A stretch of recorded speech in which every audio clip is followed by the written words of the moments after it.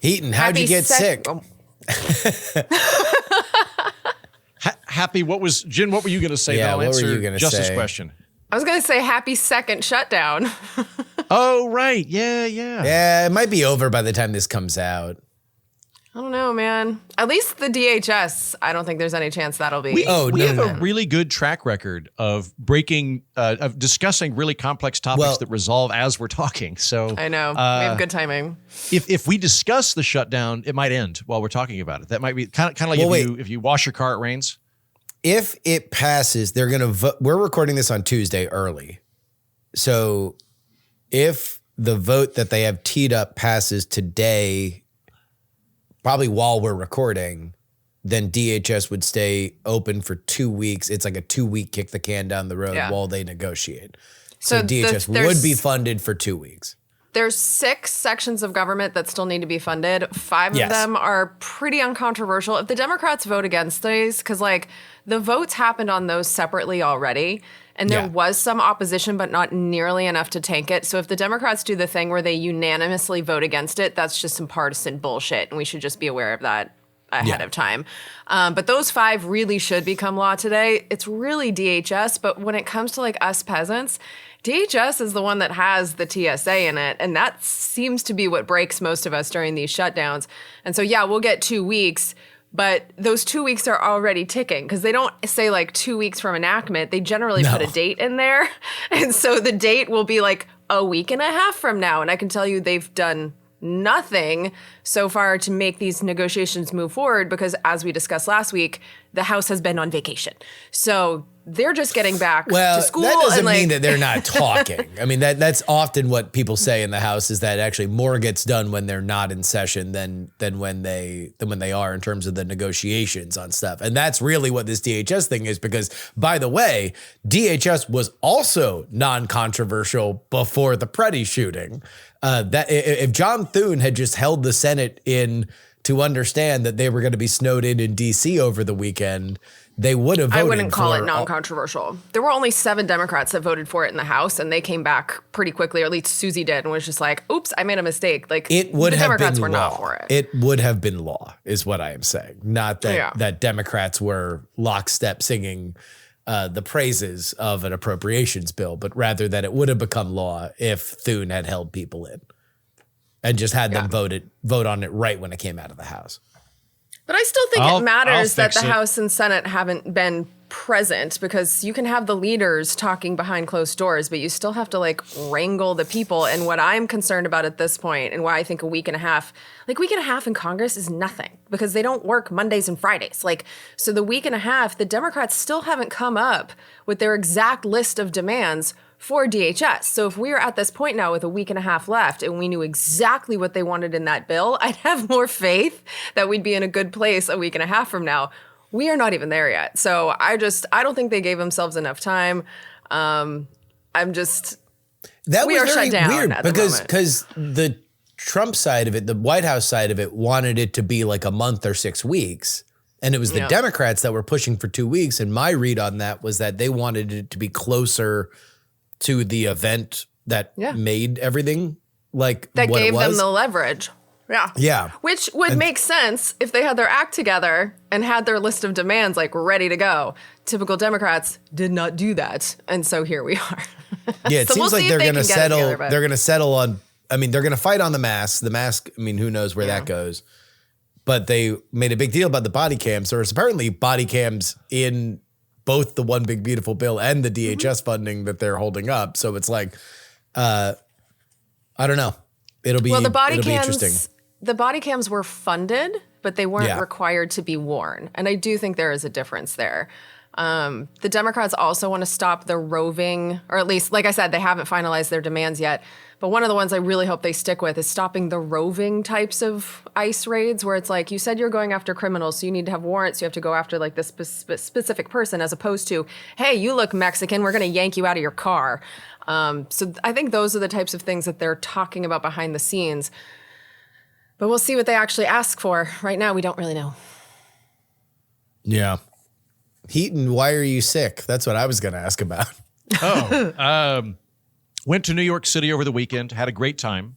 But there's any number of vectors that I could have got. So people listening at home, I don't know how I sound. I do not feel or look good.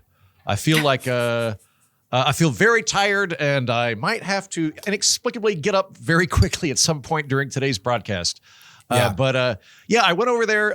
Who knows where I got sick? I stayed in a really shady hotel. How shady, you ask? I had a cat for an evening. Like, just a cat slept in my room. I've never had that. It was actually charming, for the record. Like, I think hotel cats should be a thing. But I showed up to the hotel. Front door was unlocked because, New York is all about the honor system. It's notoriously low crime rates. Came in, got the room key. Cat met me on the stairs, and I'm like, okay, all right. So I pet the cat. I go up to my room, and the cat's like, I live here. And I was like, okay, fair enough, cat. So the cat stayed with me. Didn't have a bathroom.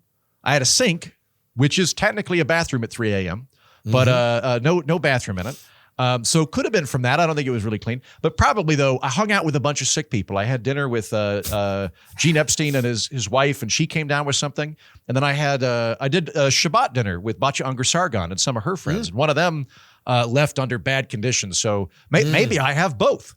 Maybe I got both rounds of disease from them. And then I sung at Marie's Crisis, where you're all spittling and vaporing in a closed, confined space. So who knows? Yeah. This might be it, gang. This might be it for me. Can I just describe for audio-only listeners that Heaton has a resplendent waistcoat on, even more so than he normally looks. His sartorial brilliance is shining through.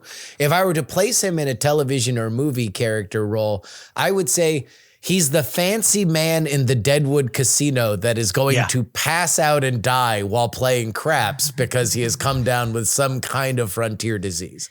Like, you guys, he's wearing a pocket square. Yeah. This is him sick. This is me compensating. I was like, I look like I get hit by a truck. I better have a pretty good dress style on so that I don't look completely dead. That being said, a lady stopped me as I was walking Wallace earlier to compliment my excellent dress style. And to your point, Justin, I had a cowboy hat on, so I really did look like that guy in the saloon that's going to die from consumption later. Yeah. I need to go back to like one of the accountants from the Pinkertons. I need to circle back to this place that you rented. Yeah. How do you find such a shithole? So there's this weird song and dance you do if you go to New York a lot. It's very expensive to go to New York. And I have a lot of friends, but I don't like imposing myself on them. And so what I did was I went, I will, and a lot of the time I stay with Gina Nisako. But Gina Nisako, I don't know how old Hisako is, but Gina's in his early 80s. And they're very like, we'd love for you to stay with us, open door, all of that. But I'm going to go sing at Marie's Crisis, and I'm probably going to get back at midnight. And even though I'll have my own key, I don't want to wake them up in their own home. They're going to hear me. It's kind of a pain, right? So I thought I'll just book an emergency hotel. And then when I coordinate with some of my friends, one of them will be like, oh, stay in our guest room. And that didn't happen. And I was like, no problem. I didn't even think about it. But I had basically just looked for, it was $100 a night, which is like $3 a night at Guthrie. Yeah. Like that's like in Wagner, Oklahoma, the equivalent would be if they pay you to stay in a haunted hotel for $100 a night. I would actually love to see how much the margin is just on the taxes and fees of a New York hotel, because I would imagine that's you're right. $10 over the taxes and fees of like what it takes to rent out a hotel. That being said, though, the cat was pretty cool. Like, I think hotel cats could be a thing. It was like, it just slept in bed with me. We cuddled a little bit. One point it tried to hump me. I didn't really like that. But once we stopped that, then it woke up at 6 and was like, I got to go to work. And I was like, all right, cat, open the door. And it went to the docks or whatever cats do. So that part was cool. All right. What the fuck is going on in your life, man? Do you ever just look in the mirror and just go like, where are we at, man? What's like happening? All the time. You dress like Willy Wonka, and you're staying in a hotel reserved exclusively for heroin addicts. Yeah, I probably could have gone a little bit swankier that time. I just didn't think about it. Like, I didn't even think to look at the reviews, which I should have done. But I don't think I got the sick from that. I probably got sick hanging out with sick people. That's probably where the sick came from. I don't think that's how you got sick. It's just like, how do you end up in those conditions? Like, I don't know. I don't know what would happen in my life to where I would end up booking that place. Yeah, I get that. I think the deal is I got so much going on that I'm like, oh, I got to book a hotel. And then I like, oh, $100 a night? Deal. Click. And then I don't even think about it because like now I gotta catch the train or whatever the thing is I'm doing, right? I gotta run. So didn't have sufficient forward looking review that might have been good. So I think the answer here is that we need our Patreon supporters to step it the fuck up so that Andrew Keaton never does this again. We need to up his budget. I like that idea, patrons. Do you really want me staying at a flop house? No, what I really need is for Andrew Heaton to go on some kind of Dave Ramsey-esque show and just reveal what he spends his money on, because there are things that I don't want to call out, but like there are multi-$1,000 purchases that you will make without a hesitation, and yet you're spending $100 on a hotel instead of like bumping up to the $200 that would actually put you at like a lower end Hyatt. In late January, by the way, these can't be the peak times to be in New York City. I figured that's why it was cheap, was that it's so cold out, because it was like 4 degrees most of the time I was there. And I was like, well, look at me helping the New York tourism industry. I'm helping these people out. And they've because markets are great, we all agree. They've adjusted the price point down lower because the temperatures are so low. But no, I should have probably stayed. But on a fun policy angle, though, I think I was staying in I don't remember the term, but there used to be a much larger array of housing options in New York City, like in the early 20th century. And one of them was kind of the thing I stayed in, where you'd have like your own room, but you wouldn't necessarily have a bathroom or a kitchen. A little bit efficiency. Yes, like more autonomy than having roommates. Yeah, but not your own full apartment. And I think I was staying in a converted one of those, almost Andrew, certainly haunted. I just found a Hyatt in Times Square for $126. Oh God. Yeah, that would have been worth $75 to have a bathroom that I could go to. Next time, Jen, you're booking my hotel. I'm happy to, honestly. Just text me. I got you. Yeah, thank you. The next time that you're on your tippy toes pissing into the sink at 3:00 in the morning, just remember it doesn't have to be like that. It doesn't have to be like that. Yeah. All right. Okay. I'm gonna up my game a little bit. Got a waistcoat. I'm in the waistcoat years. I shouldn't be living like a freshman. Yeah. No, as far as your illness, we're aware that you got the flu from the Shabbat dinner of News Nation host Batya Unger Sargon. We believe you got the tetanus from the tenement building that you stayed in. Maybe lead poisoning too. And the Who fleas. knows? Yeah. I checked the cat for fleas.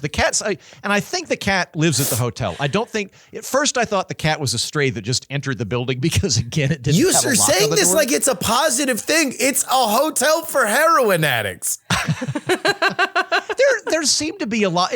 It had more of a hostile vibe based on the few people that I saw coming in and out, like young, very confused foreigners that had decided to save money that way. That seemed to be the vibe. Well, that describes you. Yep.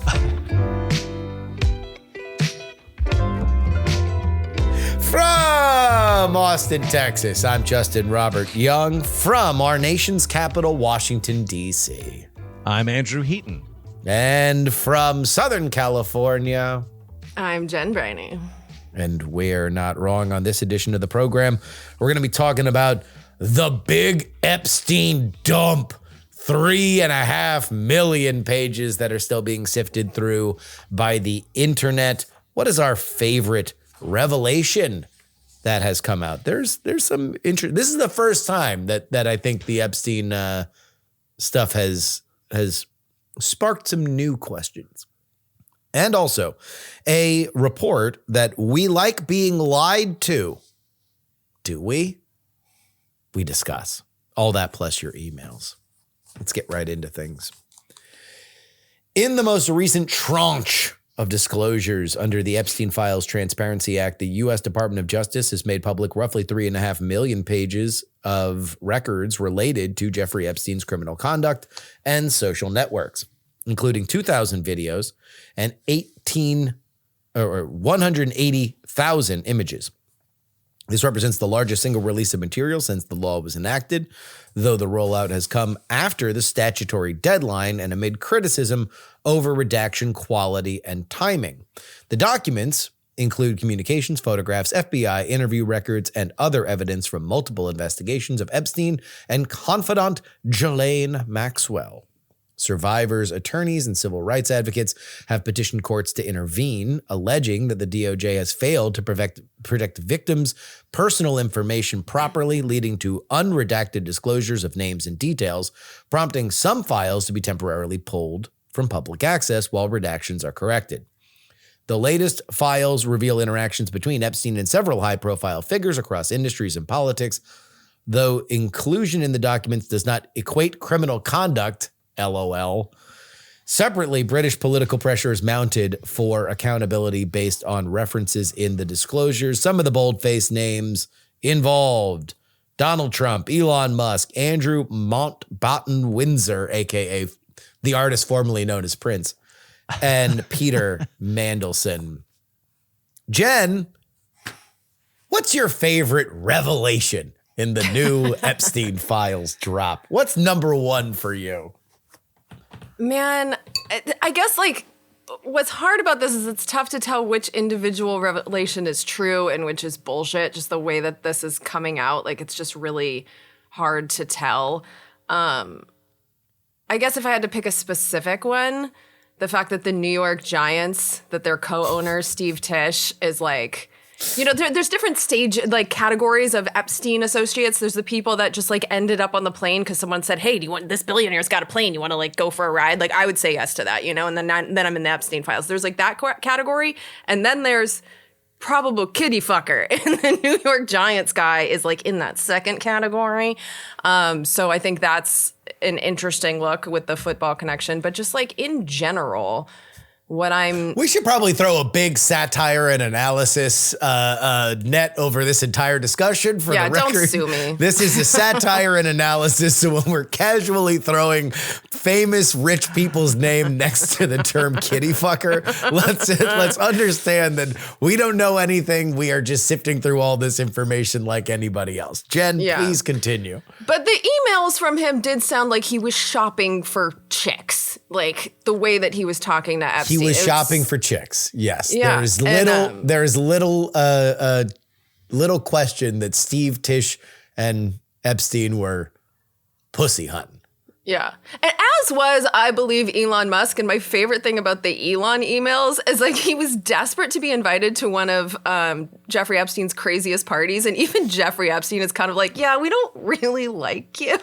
Like even Jeffrey Epstein wasn't enthusiastically inviting Elon. So Elon's like begging to be invited onto Epstein's island. It's like pathetic, but it's also when you look at the names that are in here in the bad way, you've got the president of the United States, you've got Howard Lutnick, who's one of like the most powerful financial people in this country right now. You've got, Bill Gates is in there. You have Steve Bannon, who's like besties with Trump and Epstein. Like you just have these really high profile people. The Peter Mandelson, he was in the House of Lords. I believe that someone in the Slovakian government just had to resign. Like we're talking about global, like the most powerful people in the world here.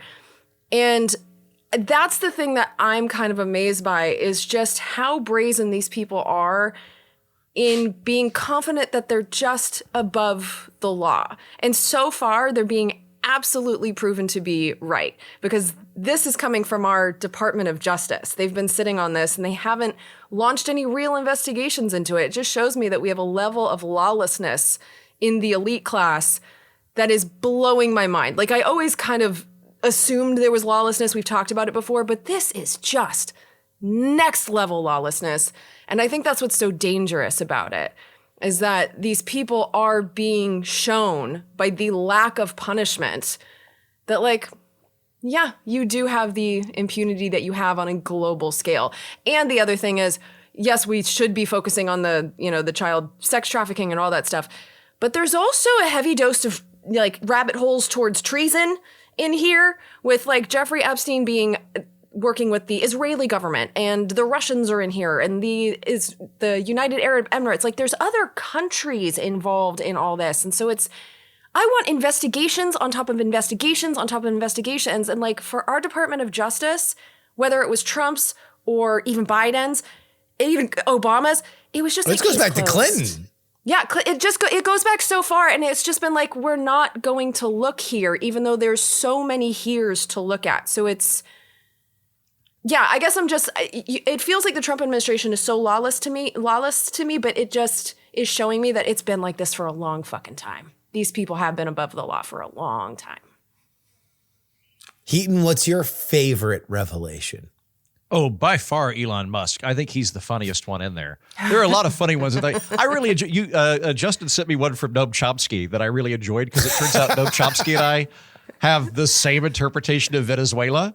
And I don't know what his public perspective on Venezuela was, because Noam Chomsky's a fairly famous like anarchist socialist character. But he was like, yeah, like they got Dutch disease and then they mismanaged it and it really went bad under Chavez. And I'm like, hey, if I ever meet Noam Chomsky, we got a point of overlap that we can do. But no, the funniest one though is definitely Elon Musk. I think so far of what I've seen, Elon Musk has tweeted about this 85 times since the files came out, which is the lady doth protest too much situation. It's such a stupid way to handle it. Like if you're innocent, what's he saying? I haven't seen it. I for my own mental health, I don't go into a whole lot. Oh, I can tell you. So just so we know, and this will be my point on this, but these are a lot of emails. There are some pictures, there are some videos, and we can get into those. But these are emails back and forth between Ghislaine Maxwell and Jeffrey Epstein and the various glittering stars that dot our galaxy of power and influence in the modern world. Elon, there are two very funny or damning emails, however you want to look at it. One of them is Elon saying, hey, I've been working really hard lately. When is the wildest party that you are going to be having in the Bahamas or whatever his island? An email, by the way, that he sent on Christmas Day. Yeah, Christmas Really? Day. He sent an email to Jeffrey Epstein saying, I've been under a lot of stress. I really want a wild party at St. Parts on December 25th. Father of like 50 children on Christmas Day. I don't know how many he had then. He really supernovaed in the last 10 years. I think this might have been when he was only a father of 5 or 6 before he went full Genghis Khan. Yeah. And then the other is him saying, or Epstein asking him, hey, are you going to be in New York during the General Assembly, being the General Assembly of the UN? That's the fun one. That's the really fun one. That's why I find this so funny, Justin. May I? And then Elon responds, I run an electric car company and a rocket company. The least useful way that I could spend any of my time is with a bunch of bureaucrats. And then Epstein emails him back. He's like, no, everybody's under 25 and super fuckable. Epstein says, and I'm paraphrasing here, but I'm going to get the keywords right. I'm not retarded, direct quote. I'm not retarded. Everyone there will be under 25, very cute. Because Elon Musk was not only associating, but didn't pick up on the innuendo that Epstein was dropping of like, hey, why don't you come to New York? There's going to be some really interesting people at my party, by which I mean very young, hot pussy. And Musk didn't pick up on it. Yeah, That's and then crazy. Elon kind of autismed his way out of a honeypot by being like, I don't want to meet people from the UN. They're boring. Although, I would like everybody that did anything wrong to get their comeuppance, clearly. But at the same time, though, it would seem to me a very, very likely thing that Epstein probably tried to ingratiate himself with a number of powerful people, not necessarily getting them involved in anything illegal, or even although there's a lot of clear overlap for bad stuff. Like Jimmy Savile. Do you guys know Jimmy Savile? Are you familiar with him at all? I am, because I'm a worldly man who keeps up on European affairs. Yep. So, Jen, whenever British people bring up that they've got a superior sense of humor, they like to believe that they invented humor and everything else is a pale imitation. I like to just immediately go, oh, like Benny Hill and Jimmy Savile? Like, that's my immediate retort. Jimmy Savile was a beloved British, like Northern British working class comedian that entered like elder statesman mode. He moved back to Birmingham, like smoked cigars, wore tracksuits, had like just was playing a character. Turns out that over the 50 years of his career, he was horribly abusing and molesting children for decades, and was volunteering at a hospital, a children's hospital, once a week, where he was doing it's truly horrible stuff that he was doing, monstrous stuff. And I was doing research on it because I did an episode on the political orphanage about like what do we do with problematic statues, and like he's one where they put up a statue and then took it down like 2 years later. When he moved back to Birmingham in his 60s, he just did this thing where he would he hung out in the police basement once a week. Like he just became friends with all the cops, and they'd get coffee and he'd smoke cigarettes. And from their perspective, they're like, this is amazing. We're all buddies with this guy. Like, we're friends with this beloved national comedian. But you look at it and it's like, it's very clear what he was doing. They weren't doing anything illegal unless they covered something up, but he was trying to ingratiate himself to the law structure in the town so that if anything did come up, they would be like, no, not Jimmy. He's a great guy. So with Epstein, I would imagine that at least some of the people that are caught in this dragnet, like, I don't know, like maybe Steven Pinker or somebody, are just either people that he wanted to be a part, ornamentation within his life, showing that he was an intellectual, or alternately just wanting to have enough powerful people that if he went down, they wouldn't want to do something without them necessarily doing anything bad in the meantime. Well, yeah, I think that we can't look at every name that's in there and hold them all guilty by association. Like Katie Couric ended up at an Epstein dinner. She didn't know who the guy was. She ended up going. He was really powerful. I mean, I put myself in that situation. And it's like, if you are invited to a thing with a guy who's friends with ex-presidents of the United States, you kind of just assume that there's some kind of vetting that's just naturally happening there. So I'm not holding everyone accountable for being in there, or for knowing the guy, or for emailing the guy. But there are some people in there that I think need to be investigated as the bad guys. Sure. And right now, with the way those documents are being released, it's hard to differentiate those. And I think there's a lot of people in the media not doing a very good job of that separation. It's just because you've met a person doesn't mean that you, like, who does a full background check on every single person that they met?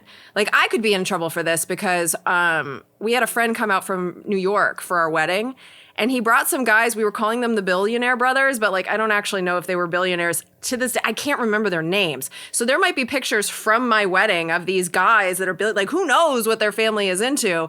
And you can hear the spin. Well, why would someone travel from New York to Hawaii for someone's wedding that they had never met? Like, I don't fucking know, but it happened. Like stuff like that happens. And so I think we have to be really careful about painting everyone who's in there with the scarlet letter. But I don't think looking twice at Donald Trump, Steve Bannon, Lutnick, sure, Gates, Tish, Brett Ratner, like there are some names in there where it's like, okay, like there should be open investigations into every single one of you. And well, let's do some of that in order. And Clinton.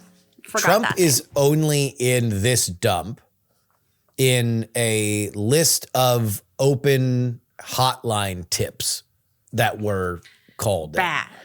Yeah. Yes.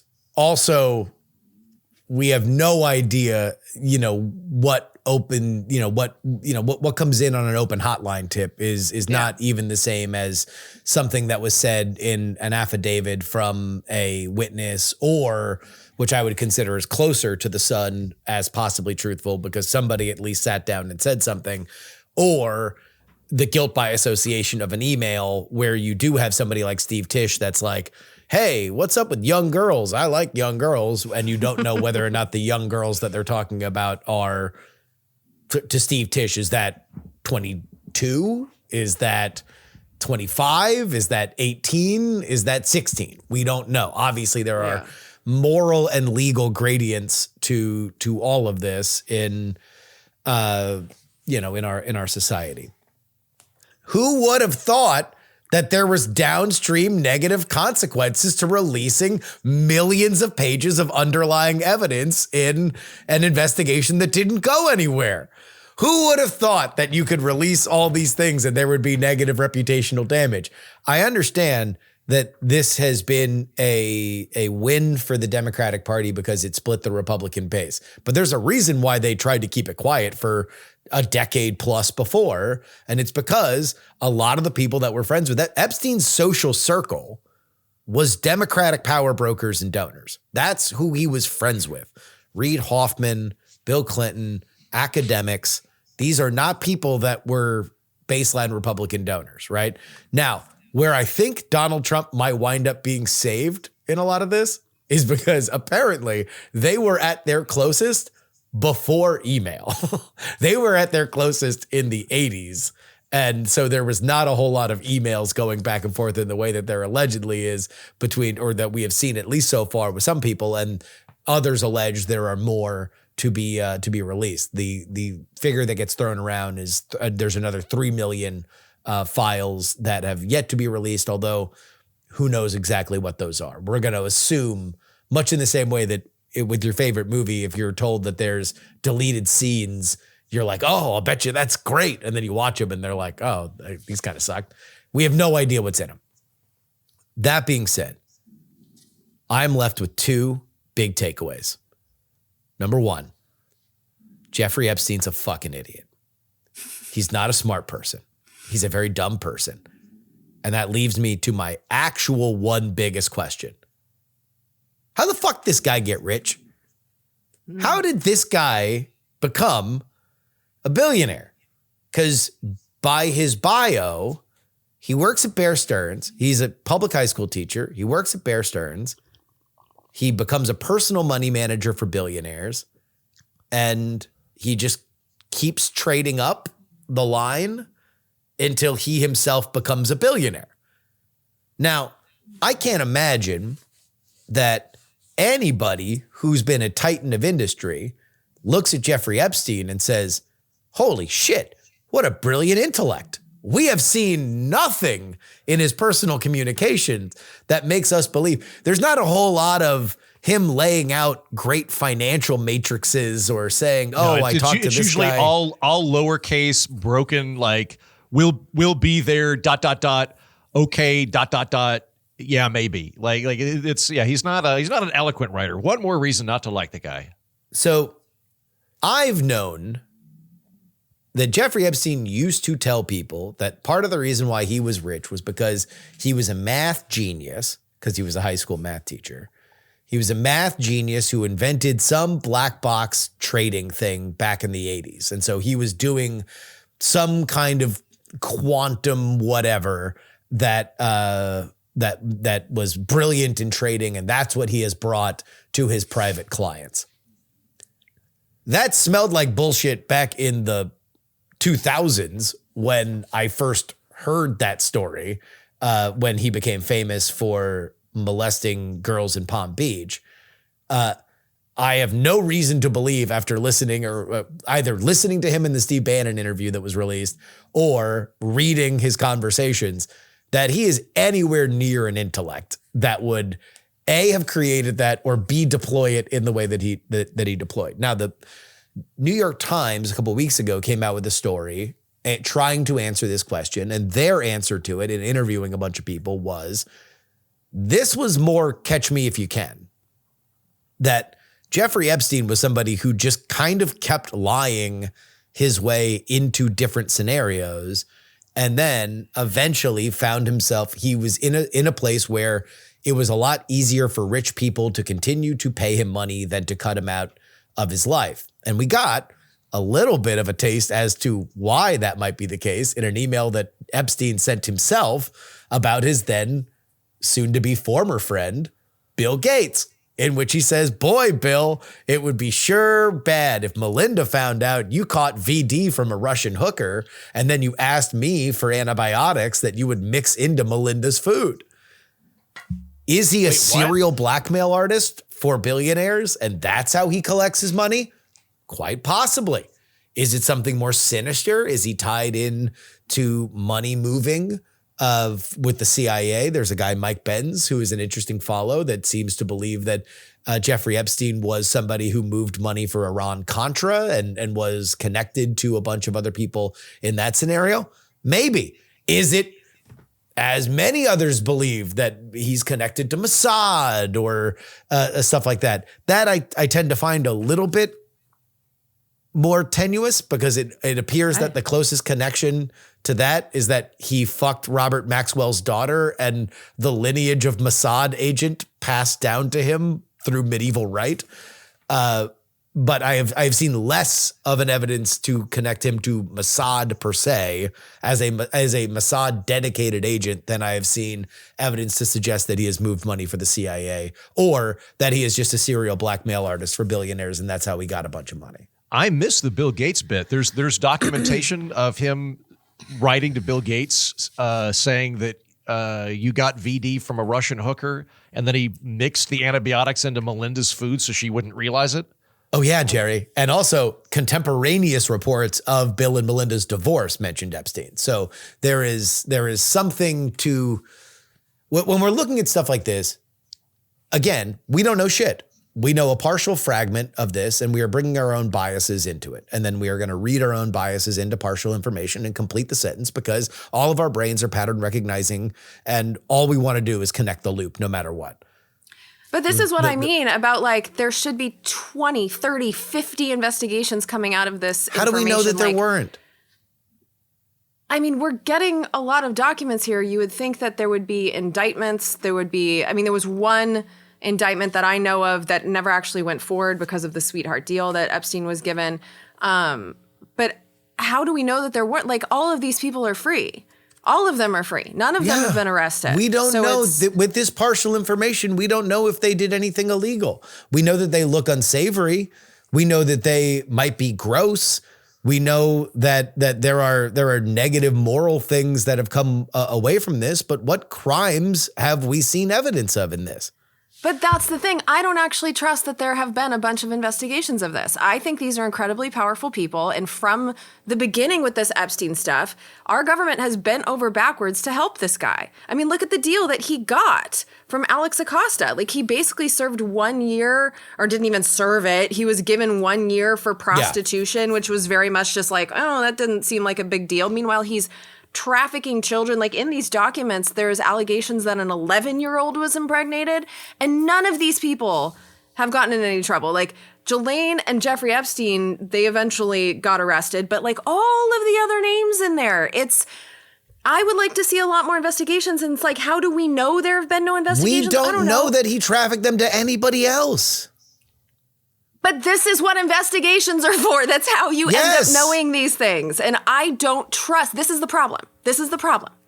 I don't trust that our government, going back to the 1990s, was all that interested in finding out. So I don't know. And that's my entire point. I don't know if there have been investigations, but my trust level is so low with these people that I don't think. This is all guessing. That's one of the problems we're having here. We're all guessing.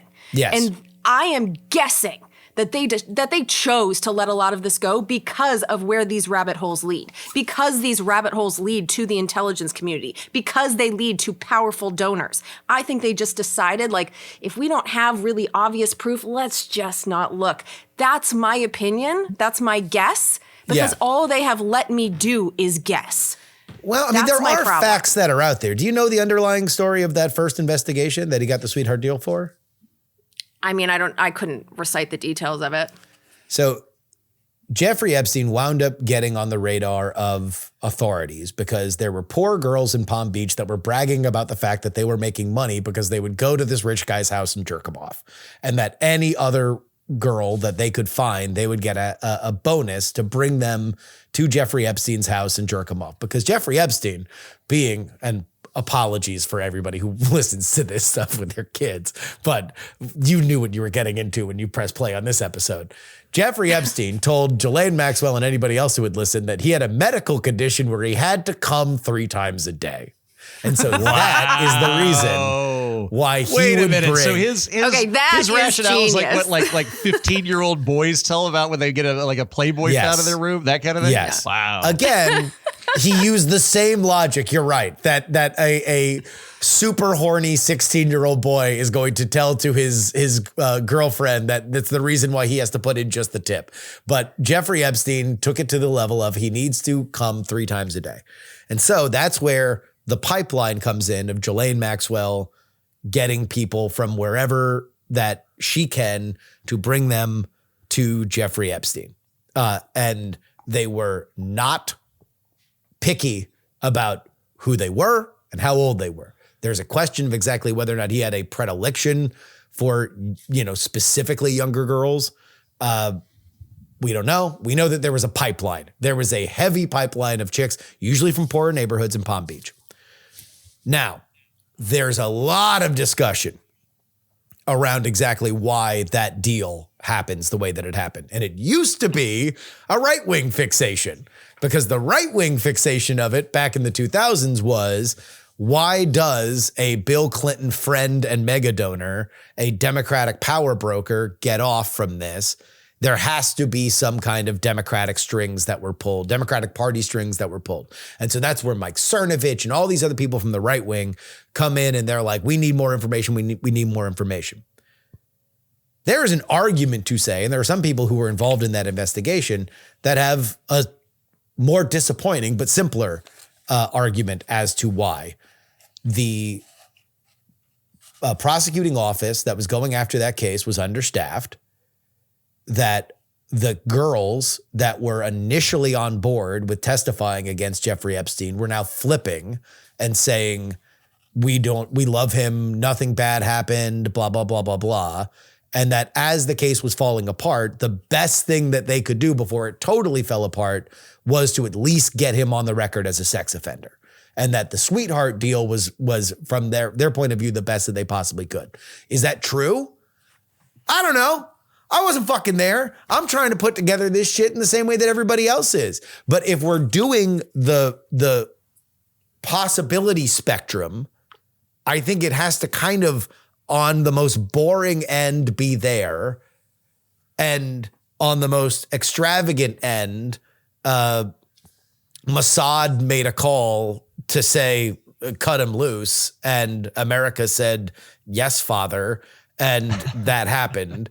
Like, and then whatever, we can figure it out somewhere in the middle. My problem with all this is that we have so much information, and now this is a dual barrel rifle of like partisan hatred for various different people, that now we're just kind of connecting the dots on a million different things. And we can't even agree on the stuff that's been publicly out there, including the facts of the initial case. So it's like, if we can't even understand what the initial things that we know for sure about Epstein and Ghislaine Maxwell are true, then what fucking hope do we have as this deluge of tawdry, illicit, exciting information now comes forth about bold-faced names? But I mean, just like, you just fought back with me saying that, like, I don't think this has been fully investigated. And you're like, what if it has? Like, do you actually think that this stuff, all these rabbit holes, have been fully investigated by our government? I mean, what do we mean by fully investigate? Do I think that there was inquiries into whether or not powerful people were kid fuckers? Yeah. I mean, I think that there's certainly some kind of line for whether or not this was at the worst element. Like, let's go. In fact, beyond even Mossad called and said, cut him loose, is the like, this is a satanic pedophile ring and there were kids killed and their blood was drank on the island. I do think that you probably have people that are looking into that. Now, was there the hardest eye to, like, at a late night party, if people said that they fuck people, is it more of like a Matt Gaetz situation where authorities look the other way, that women who are willing to be there, who were underage, fucked powerful people? Like, I don't know. But also, I don't know whether or not those women would be compliant to come forth with a case anyway, or if they made a complaint going forward. Like, there's a lot of stuff here. But there's also a lot of victims who have not only come forward, they're putting their faces on it. They're standing behind members of Congress and saying, we haven't gotten justice here. So I tend to believe them when they are saying that, like, this happened to me. I have stood up and said it happened to me and nothing has fucking happened to these people. I tend to believe them when they say I that there would hasn't believe been them more if they investigations. said what happened. They have said that things happened, and that's pretty much it. Like, they have not said who did what. If they made a complaint that this thing happened beyond Jeffrey and Ghislaine and two people that went to jail, one who's dead and who's a dead body I saw today in one of the releases. Really? I mean, I have a name in my head. Her name was Beatrice, and she said specifically that she was one of these people that was in Donald Trump's beauty pageant. She came over from Switzerland, and that he basically sexually assaulted her twice. She gave details. The New York Times got it over 10, 15 years ago. Like, this stuff's out there. We know this. With and Donald Epstein? Trump is, yeah. Like, Donald Trump invited all of these people, and there was only all the women and Jeffrey Epstein in the room. And she said she was sexually assaulted by Donald Trump in 2 different instances, including one where he, like, came to her room. I mean, this stuff is out there, Justin. I have not heard that specifically. Well, I mean, so this is exactly what I'm saying. There are so many rabbit holes here, whether it comes to women or whether it comes to intelligence type stuff. Like, there's so many. And all I'm saying that I really don't think is controversial at this point is that there's a lot here that I don't think has been fully investigated. I don't think that's a controversial statement. Happy to have more thorough investigations. That doesn't bother me in the slightest.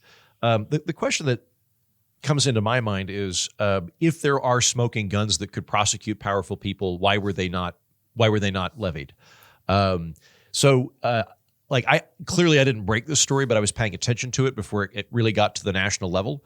And in 2016, when Trump was doing his final debate with Hillary Clinton, he invited 2 of the women that had accused Bill Clinton of rape, Jennifer Flowers and Juanita Broderick, to come to the debate as his guest, which is a real power move, to bring 2 people that have accused your opponent's spouse of rape to there. What I found interesting was he didn't bring up Epstein, even though at that time there was already public knowledge that Clinton had been on the plane. Like, that's like there were records of him being on the Lolita Express. We didn't at the time. We didn't have further documentation of whether he'd gone to the island or not, although presumably he did. I found that a very weird omission, that nobody was bringing any of that up. So for a while, I thought, okay, maybe this is like a mutually assured destruction type thing, where powerful people in both parties are just not going to talk about it because it'll take them out. That made sense to me. There might be something to that, but I think the last 10 years have been so rancorous and so partisan that if the Biden administration or the Trump administration had found smoking gun type stuff they could use to indict and imprison their enemies, they would have. And so that's kind of why I don't think it's going to go a whole lot further. I think we're going to find a lot more information of people doing questionable and or scummy things. Yeah. But I kind of think they already I don't think the Trump administration would honor a gentleman's agreement to refrain from going after somebody. I think they'd be very happy to throw somebody under the bus. Hold on. Until this Trump administration, the administration in the executive branch was different from the Justice Department. Like, there were norms that I do think were upheld in this country where the Justice Department made independent decisions from the presidency. I don't think that's the case right now. But to say that, like, if the Biden administration had it, they would have released it. There was a wall there. There was a separation there. I think that that's, like, too simple a thing to say. I really don't think that our Justice Department was politicized the way it is now going back. In that case, why didn't with they Eric go after Holder? him if they were? Yes, with Eric Holder. I do not think it was like Pam Bondi. I do not. Okay. I mean, sure. But if that is the case, there was a firewall and they were more dutiful and they were more interested in neutrally applying the law. Why didn't they go after people then? And just, do it Republican and Democrat. But before we get too far, let me ask you this: whether or not this is, we'll just clean up this thing that you were mentioning. This is from Wikipedia.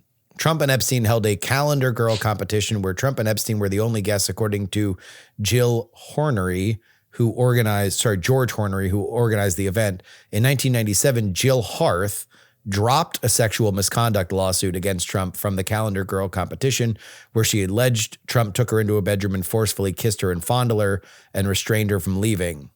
Is that the thing that you were talking about? No, the name was Beatrice. I don't know. I can't find a Beatrice. That's the closest that I can find to what I don't know. But all I'm saying is that I think that there's a lot of things here that haven't been fully investigated. I just don't. And I'm allowed to believe that, especially with all these documents and all of these people in them and how powerful they are. And the accusations of a lot of these girls being underage and having a lot of victims saying, I was underage and this happened to me and I've gotten no justice. I think there's there. And I can't answer why they wouldn't be investigated. I can't answer the politics behind it, but I'm looking at the names that are in here and how powerful they are and how none of them are behind bars. And I just think something fucking stinks. Okay, here, I did find something. Speaking to the Daily Mail, a Swiss former beauty pageant contestant Beatrice Kuehl said that Trump jumped on her when she met him in 1993. Kuehl was a runner-up to Miss Switzerland and participated in Miss Europe in 1992. She told the Mail, which put her on Trump's radar, the businessman offered her an all-expenses-paid trip to New York and New Jersey for his American Dream pageant in November the following year. We talked for so long and everybody was staring at us a good 10 to 15 minutes. She said she thought he just wanted to talk. He jumped on me. I just had time to turn. It was not prepared. I tried to do what I could to get rid of him. He kissed me on the lips and neck and he tried to lift my dress. He was grabbing, touching my body everywhere that he could. Was that closer to what you assault? were? Yeah, that's the one I'm thinking of. Okay. I just want to do, that doesn't have anything, that's not an Epstein story, but that is certainly a Trump sexual assault story. Well, it was part of, because Epstein was there when she arrived, he was a part of it. But the point that I'm making is there is a lot of powerful people going right up to our current president of the United States who have not been held accountable for the things that these victims are saying. The reason I brought up Beatrice is she's not the only one that is going out there and saying, I'm putting myself out there, I'm telling my stories, and nothing has happened. So this idea that all the victims are refusing to tell their story, it's not true, Justin. I'm not saying all of them are refusing to tell their stories. I'm saying that if we want more targeted investigations, then naming the names like Virginia Giuffre did, although there are questions about, what her testimony, because she had to go back and recant some of it, but that's an important part of this. Anytime that we get into any sort of sexual misconduct situation, there's a reason why this is a very tricky part of the law, because you are dealing oftentimes with situations that happen in closed rooms where there are only two people that are there. Yeah, I understand that, but we kind of reflexively go to, well, these women are not all that trustworthy and they were the only two people there. We should believe the men. Who there's said just that? too many. No, in general, there are too many women here. Too many women seeing their predators face no justice in this Epstein situation. None. And they're saying it, and I think these documents are showing it, and just the idea that it's been fully investigated, I think that no. That's all I'm saying. No. Maybe this is because I'm dying. I'm not sure what we're actually arguing about. What are we arguing about? I think right now the argument is, Justin, and correct me if I'm wrong, but you seem to think that this Epstein's probably has guy. been. No, I would never think that you would say that. But you seem to be pushing back on my statement that this hasn't been fully investigated and there's a lot of there's a lot of rabbit holes that they haven't gone down. And you seem to be saying to me that the Justice Department probably did look into it and there's not much left to do with this stuff. No, my point is not that I trust the Justice Department. I have very little trust in the Justice Department, up to and including Pam Bondi and Eric Holder and many, many people in between, because I don't think that there's been a firewall between the executive branch and the DOJ for a very long time. That being said, I just need to hold in my head that any and all things can be true, and the most salacious versions, or the ones that make us feel good, are not necessarily more true than the boring ones that make us feel bad. And I don't know. That's the problem with all of this. There's a reason why there's been public fascination for all the reasons that you've laid out. And I don't deny that any of the things you've said feel real or feel right or have their roots in internal misogyny that we have as a culture where we don't take victims seriously. I agree. That all makes sense to me. And, I agree. And it might not be that. And we don't have any proof. And so if we are talking about prison, if we're talking about what the state's responsibility is into things like this, then I understand that there was a public clamor that led to a law that led to the disclosure of a lot of this stuff. Am I sure that Steve Tisch fucked a minor? No. Do I know that now for the rest of his life, he's going to be called a kitty fucker by people? Yeah. Does the state bear any responsibility for that? I would say so. I think the law does bear some responsibility for that, that now we have a half-fueled accusation out there that has the letterhead of our justice organizations. Now, would it be better if we knew? Absolutely, it would be better if we knew. Should we now reinvestigate everything involved with it? There's an argument for that, but we have no assurity here. And I do think that we need to understand that there's a possibility that there's going to be collateral damage, reputational damage that's impossible to wash off. A couple of things we didn't get into that just pop into my mind when discussing this story are a lot of the emails that came out have kind of caught people with their pants down in terms of the storylines that they've promulgated regarding their relationship with Jeffrey Epstein. So the standard storyline for everybody is, I met him in the 90s. I realized he was a creep, and I cut off all contact. Yes. That as soon as he had any issues, I quit hanging out with that guy. The emails tell a different story. Like my good friend Andrew Windsor Mountbatten, the former prince, had adopted that position. He's vociferously argued that he never fucked any minors. He acknowledges the photo of Virginia Giuffre, but he says, I don't know where it came from. I never had sex with her. And has maintained that, once I realized he was a bad guy, I cut off communication. And the emails have come out now that are like, no, that's not true. He was sending him emails that are like, we're in this together, mate, or whatever princes say. That there were several of those of things like that. The other one, and I don't know enough about him. Maybe you're familiar with him, Justin. There have been people that have been thrust out of power for this, although so far they all seem to be outside of the United States. Peter Mandelson's a good example of that. So Peter Mandelson, little bit of a black eye for Keir Starmer, the Prime Minister of the United Kingdom, appointed him ambassador to the United States, and then like a week later, the Epstein files came out. Turns out he's very good friends with Jeffrey Epstein, and he's now resigned. He's no longer in the Labor Party. I don't know. Still in the House of Lords, right? Yeah, no British person ever in the history of Britain has ever, like, I fucking met one of these guys who's the people's lord. Like, he's like a super labor proletariat guy that got a lordship, and he's like, I'm the people's lord. And I'm like, you can't fucking do that if you're, anyway. No, none of them have ever dropped that. But like Mandelson, based on what little stuff I've seen, he's gay. Like, he's out now, he's married to a dude. I don't think there's been any evidence that he engaged in pederasty. He did accept money from Jeffrey Epstein, where like Epstein paid for gifts or something like, or gave him gifts of certain amounts of money and things like that. So like that one I find interesting. Maybe the money was improprial, or maybe there's like too much of a possibility of corruption or favor wielding, in which case he should step down and he should be prosecuted.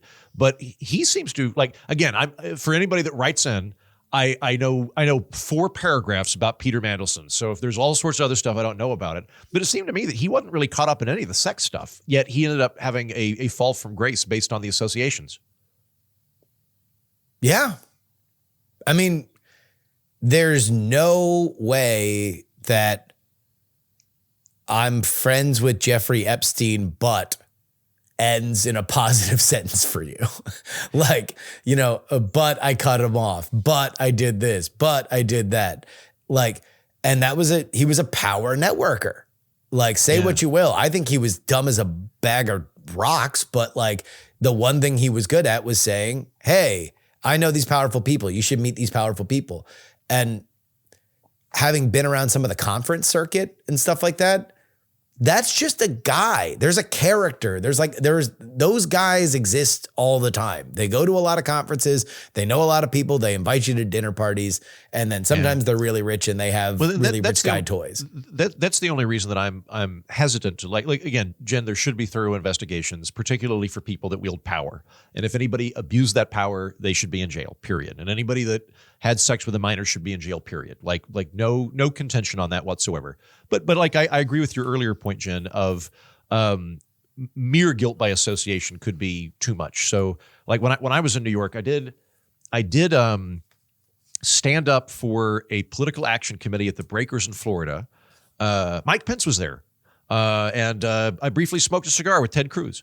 So you can guess what side of the aisle that political action committee was on. Mm-hmm. And one of the guys at the Breakers just came up to me and he's like, "Hey, do you like poker?"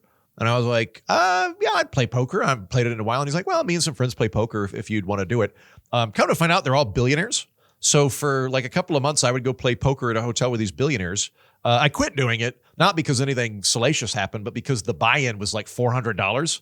And the first time I did it, I was like, I'm willing to pay $400 to just see what it's like to be in a room full of billionaires. This seems like a worthwhile activity for me in terms of broadening my horizons of what truly rich, powerful people do. And then like the third time I was like, guys, I can't. This is a very expensive hobby for me, a failed comedian living in a converted dumbwaiter in New York. But I could see like one of those guys might like turn out something weird happened. And then my name's in an email chain as his good poker buddy or whatever. I think people are going to figure it out. Like one of the names I'm thinking of right now is Peter Attia. He's a doctor. I've read his book. I don't think his podcast is that good, but people listen to it. He did the longevity book, right? Yeah, he did longevity. Yeah. It's a good book. He was in the Epstein files. He was emailing back and forth. His explanation is basically what you just said, Andrew. He was a powerful guy. I was kind of, enamored by the power. I wanted to be around it. I didn't, I don't know, like, he's one of those people where there's no accusations whatsoever that he was involved in the sex ring. And it's just, I don't feel like being friends with a guy, especially if you're not familiar with that side of his personal life. Like, I'm not really going to hold that against Peter Attia. I know other people feel vehemently different, but like, he's not one of the ones I'm all that worried about. Brett Ratner, those pictures with those girls, different situation. Steve Bannon, different situation. So it's, and I do think that the people that aren't just reactionary partisan people are going to do the same sorting. I'm not too worried about the reputational damage, but also like for what the women suffered at the hands of these people, if a few men have bad reputations that they didn't deserve, like that's collateral damage that like, I don't fucking care, to be honest with you. Peter Attia is going to have a tough couple of months, but I think at the end of this, he's still going to have a career because he's a doctor and he's not a kitty fucker. I care more about those victims, and they wanted the stuff to come out. So yeah, I'm not losing any sleep for him. I withhold my judgment on individuals based on mere association, but the associations becoming public, you can make a very good case that they're valid. Just saying, this guy's in the emails. I don't think Noam Chomsky's going to go down. I think he's old enough that like this is just going to be an asterisk in his Wikipedia article, is my guess. Yeah. I don't think any of them are going to go down. That's kind of my whole point. I think they're all going to get away with all of it, just like they have until now. Most of them. I mean, some like Larry Summers stepped down. We talked about this on the program. That's not the same as like being prosecuted for things. Like there have been very few prosecutions here. Like stepping down from your position of power, but still being friends with. Like he's still Larry Summers. Crime.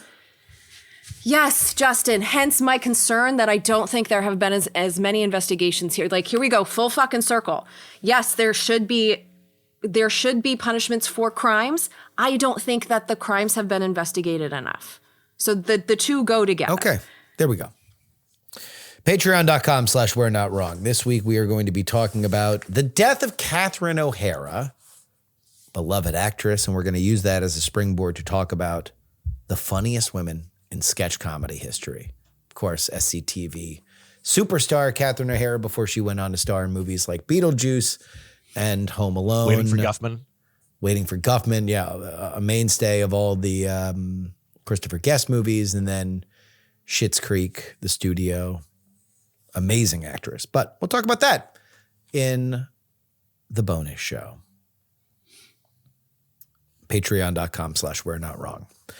A new psychology study finds people apply a double standard to honesty. Most prefer blunt, truthful feedback for themselves, believing they can handle it and use it to improve. But when advising somebody who's emotionally vulnerable, people favor kind liars who soften or even distort the truth to protect feelings. Participants judge these pro-social liars as more moral than rigid truth tellers. Importantly, feedback givers who adapt, being honest with resilient people and gentle with sensitive ones, are not penalized for inconsistency and often are seen as especially moral. The least moral approach is a mismatching strategy to person, harming those least able to absorb criticism. Andrew Heaton, I care about you and your opinion, and I'm very happy to hear it. What do you think about this story? Lie to me, Justin. Continue lying to me. I'm fine with it. I can't handle the harsh truth. I enjoyed this piece, Justin. I think it's further evidence that the human brain is not wired to understand objective reality. It's wired to do well within evolution. Like I was talking to some friends about this a couple of days ago. Like a minor example, we think proportionally. We don't think in terms of actual sum totals for things. So we're very good at looking at trees in an orchard and saying which tree has the most fruit. We're very bad at estimating how much fruit is in the tree. And that makes sense because from an evolutionary perspective, it wasn't really helpful to be able to count how much fruit there was. You just needed to be able to determine which tree has more fruit in it. This seems to me to be further evidence of that we like it when it benefits us and increases our social standing or our sense of esteem. And the study puts forth 4 different categories of relationships with protecting people and being truthful. And I fucking love XY graphs, Justin and Jen. I fucking love them. I love mental maps. This is... if we're ever hanging out after a show, like, and you want to like get me engaged in a conversation real quick, Heaton, have you thought about this particular XY axis when blah, blah, blah, blah, blah? I'm in. And so the 4 categories they have in the study are people that are consistently truthful, regardless of the social fallout from that. So you've got a dumb haircut. I'm going to tell you have a dumb haircut. People that are truthful when they think the person can handle it, and pull punches when they don't think the person can handle it, which is the category that people seem to like based on the study. People who are just flatterers in general and make no effort to have the truth, which scores lower. And the worst category, which I think we can all agree is shitty, is people that flatter people when they're lying, but also will tell the hard, cold truth to people that can't handle it. Like it's the worst of both worlds, where they're being dishonest when the person can handle it and they're worse. I see where people are coming from on the pulling punches bit. It's very important to be honest. It's very important to be truthful, but I think that you have to balance that with harm to others in certain situations. I wouldn't say you should do it every time, but I try to be honest when I'm talking to people, particularly if it's me on the hook. But I can think back to lots of times where somebody that I've met or I maybe know is a little insecure and they got a haircut and it was a bad call. And you can just tell that they are limping and their heads down and they're so embarrassed. And like in those situations, like I think a white lie can be a useful thing. Like, hey, you got a new haircut. I actually think that's pretty cool looking, because the benefit to them having the confidence rather than confirming what they already knew for something that they can't change might be worth it. So I can kind of see that stuff. The other bit, and I'm sure that the two of you have dealt with this a whole lot, is I now have to ask people when they want feedback from me on creative projects, what is the purpose of the feedback? Because so like one of my dear close friends, Josh Jennings, author, he's friends with Justin. Jen, someday I can't wait for you and Jennings to hang out, and you will eventually meet him. But Jennings and I have been like writing partners for 20 years now, and we know each other very well, and we respect each other, and that is a presumptive element in our working relationship. So while I'll be polite if I'm looking at his stories, I might say this one's slapdash. Like I can tell that you started writing this without knowing where you're going and you need to have a better thesis to it and whatnot. He can handle it. And he's approaching me because he wants to have the constructive criticism. I've now had so many people reach out to me where they go, hey, I did this thing. I'd really like your feedback on it. And then I give them honest feedback and they crumple up like an aluminum foil ball. So what I'm planning to do in the future is just go, hey, are you wanting me to give you encouragement or are you actually wanting constructive feedback? Both are totally fine. You wrote a book that's very exciting. You should be so proud of yourself for finalizing a book. Do you want me to give you like aplomb for having accomplished this? Or do you actually want me to tell you what's wrong with it? Because a lot of the time people, they can't just say, hey, I really need feedback right now because I need to feel like I didn't screw up. So I'm going to ask. You're doing the worst criticism. version of this though, because you have to know. You can't ask them because we don't know. I guess I would judge the situation. No one's going to say, I'm a fragile little boy. I need you to treat me like a lie like a to me, little daddy. egg. Yeah. Well, at least I cover my bases then, if I say it. Okay, so Jen, do you know who John Stossel is? He's a pretty famous journalist. He was a consumer affairs reporter for ABC for a long time, and then he became super libertarian. Legendary host on 2020. After all, I'm John Stossel. He now does liberty. So I'm friendly with John. I love John. I think he's very funny. I was doing a journalism fellowship, and John was one of the mentors in it. So I was working with another guy, and John was fucking brutal in the feedback in a way that I found hilarious. Like John would, it was some joint project I did with this other guy in the fellowship program, and John would like in the margins write, "This is so boring. I am so bored. Why did you write this?" And then it would go down another 3 paragraphs, and it would just be Z, like he'd fallen asleep. And I found that really funny. I don't think the other guy took it very well. I think in those situations, I'd kind of try to figure out, can this person actually handle it or not, and look through the lines and that kind of thing. But I could appreciate wanting to have a balance between the harm done to the other person versus sheer brutal objective truth. And I think the easy way to keep yourself from becoming bad in that instance is, are you trying to shield the person for their own benefit, or are you doing it for your benefit? If you're lying to make yourself look good, now you're being duplicitous. That's another category. Jen? So I think that tailoring feedback to the person is important. That's why I feel like this study, it feels accurate to me, mainly because it's something I've had to actively work on. Like I have lost friends over this. I'm convinced of it. All of them women. I think this is why I fit in so well with men, because they don't mind my honesty. But there's some sensitivities with women friends where sometimes they're telling you their problems.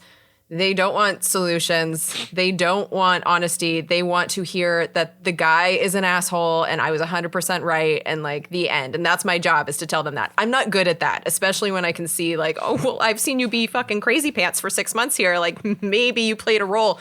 Sometimes people don't want to hear that shit. So figuring out who you're talking to and what they want, it's a skill. Although I kind of find I don't know. I kind of find that I shy away from the people that need that. Like, I don't know. I don't really like being friends with people that need to be like Jen, fully pat on the head. I love observing that phenomenon. Not so much now, but when my brother was younger, when he was like in high school, he would get into conversations with my mom where it was so clear for me, being an external person, that mom was approaching us with a problem she'd had. And what she wanted was for us to taste the problem, to feel the problem, to step into the problem, to experience the problem. And Adam, my brother, was making charts of how to fix the problem. So like mom would come in and go, you won't believe what Brittany said to me. And Adam would go, you should just quit talking to Brittany. She all the time, whenever I hear about this woman, she's horrible. Let's take an actionable step that will solve this problem forever. And it's like, these are not the same conversations that they're having. This is not the same conversations they want. One of the things I find funny is I can't do this. I'm too like Midwestern British Canadian to like really be an effectively blunt person. I'm fine with that. I'm always get like, if I were to go clothes shopping, Jen, if we were to do a super cool buddy montage where you're going to do a makeover and I'm your like quasi-gay friend that decides to tag along. Like if you were trying on clothes, it would be very difficult for me to go, that's an ugly dress. I'd be like, I like it, Jen, but it's not my favorite. I actually think you looked much better in the green dress than the red dress. And the green. So like I will do all carrot, no stick. And you kind of have to read between the lines. For the people it's so funny that you just brought up that example because it's something I've been thinking of. I've been with my husband for over 20 years and he's never liked going shopping with me because like he never wanted to tell me when I looked bad in something. We had a breakthrough recently in Europe where I was like, no, listen, like if I look bad, I need you to tell me how bad. I need you to make fun of me because you're not making fun of me, you're making fun of the outfit. So now he loves going shopping with me. And like one of the more recent examples, I put on a jacket. He's like, nope, you look like a hamster. And he's having so much fun having that freedom.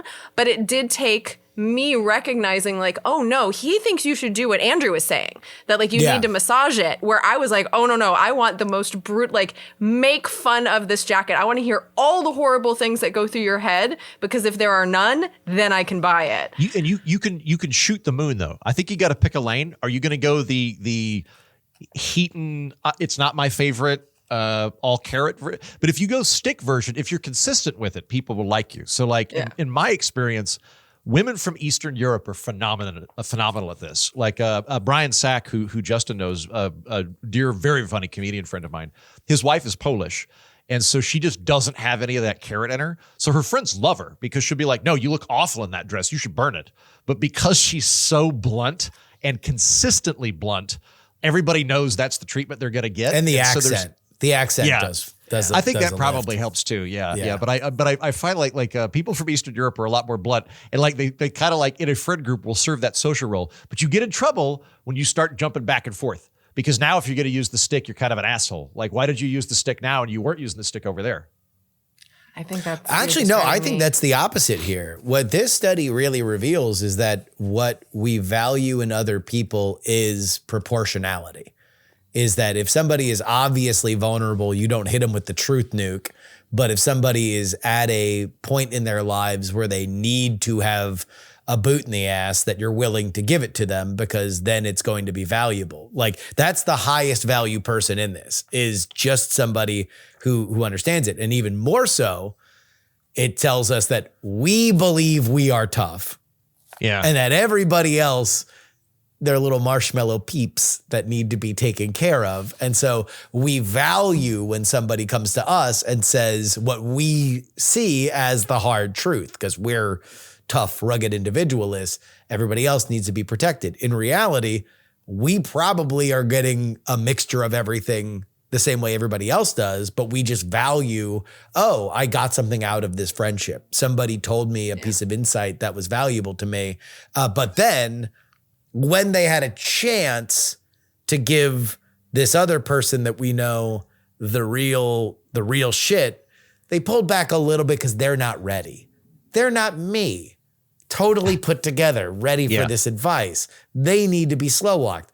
And I think that can sound condescending, but I don't really think it is. Like we are, it's like, there's a hard lesson that you have to learn as you get older, and I'm still learning it today, which is that everything that I am the most annoyed about in other people, I do the fucking most. Like recognizing in yourself that like, oh my God, this fucking person keeps talking. Oh my God, I keep talking.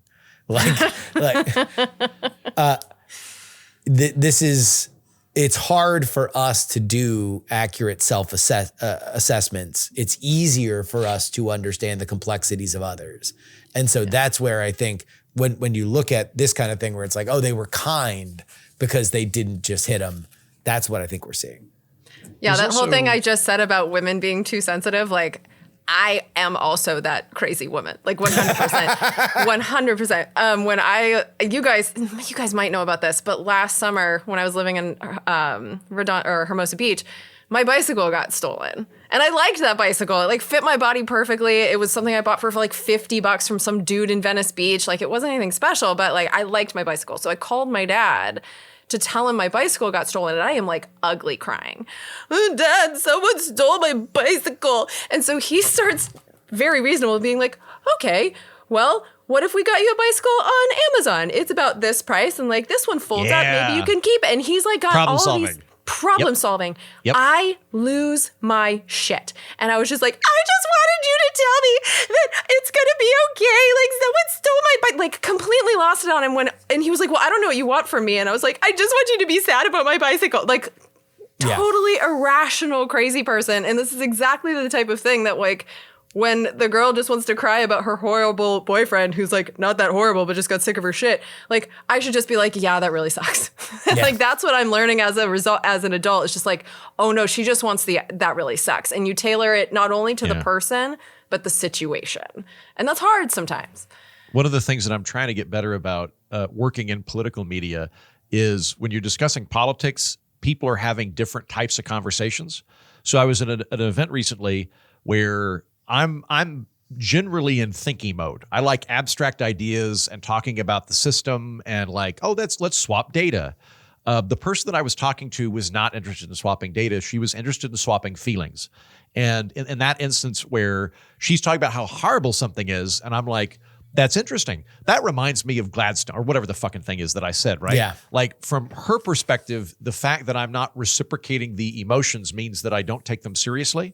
And that I'm trying to minimize the feelings. And the reality is we're having a different conversation. Or like another one is like convictions. A lot of the time when you get into political conversations, someone might be talking about idea system stuff, and the other person is talking about this is a belief that I hold very sacred.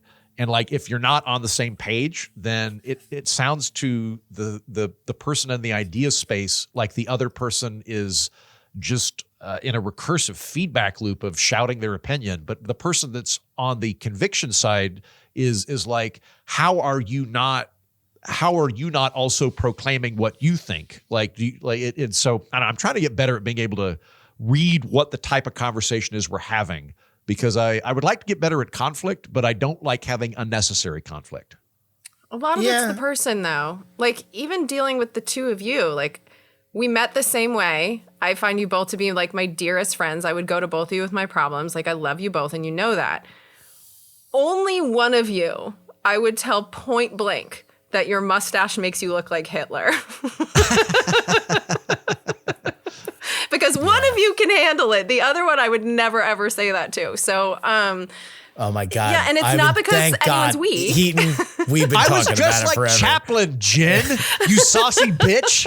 There's other people that have a mustache like that. I think he's a brilliant satirist from the 20th century. I had a bowler hat on. Do you see fucking Hitler wearing a bowler hat, Jen? No. See? Because one of you would get incredibly defensive and the other one would go like, yeah, I kind of do. It does, yeah. Unfortunate graying pattern. It's looking great now. No, I was actually just thinking, it's funny you mentioned that because I was looking at myself in the camera and I'm like, I wonder if it's grayed enough that I can shave the mustache back in, because now it's more uniformly grayed. That was the problem, is that I just had the testosterone or whatever keeps hair black it was still pumping in the Hitler zone right under the nostrils. No, I think it was like, we're not ready to give up. We're fighting it from both fronts. Yeah. Emotional intelligence is hard. It all stems from being genuinely interested in yourself and how you deal with things. All I would say to anybody who seeks to do it more is understand that it all starts from within how you want to be treated.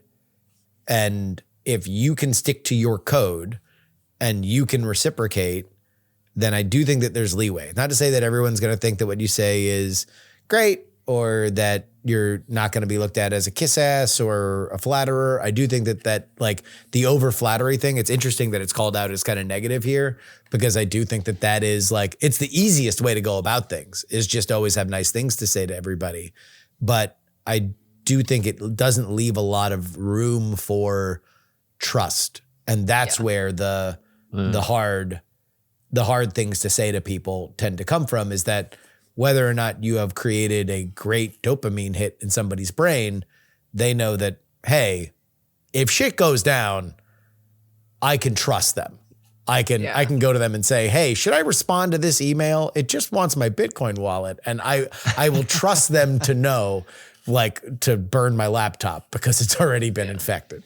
And I trust you both to tell me the truth. I feel like if I need someone, if I can handle like it getting hard and fast and just Justin, but if I need the truth massaged and like delivered nicely, Andrew, but you're both going to tell me the truth just in a different way. I'm going to wrap it in some layers of velvet for you first, Jen. Like I'm going to, that's a really interesting question, huh? Well, like, but I'll get there. You're just going to have to sift through the Canadian bit. Yeah.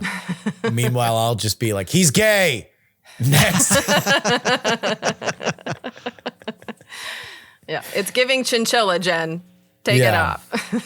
There was a book I read a few years ago that I loved its take on honesty in it. It's Citizen of the Galaxy by Robert Heinlein. At one point, our protagonist turns out to be the heir to an immense fortune, and everybody's trying to get the money. And he goes to an attorney, and this like seedy chain-smoking attorney is like, everybody's going to try to fuck you over. Everybody's going to try and take your money. Don't believe anybody. Everybody's going to lie to you. Definitely don't trust anybody that tells you they're going to be consistently honest to you. And he goes, well, are you honest? And he thinks about it and goes, I'm medium honest. And I was like, God, what a deeply honest character to like let you know, like, yeah, about half the time I'm going to lie to you, but I'm letting you know right now. Yeah.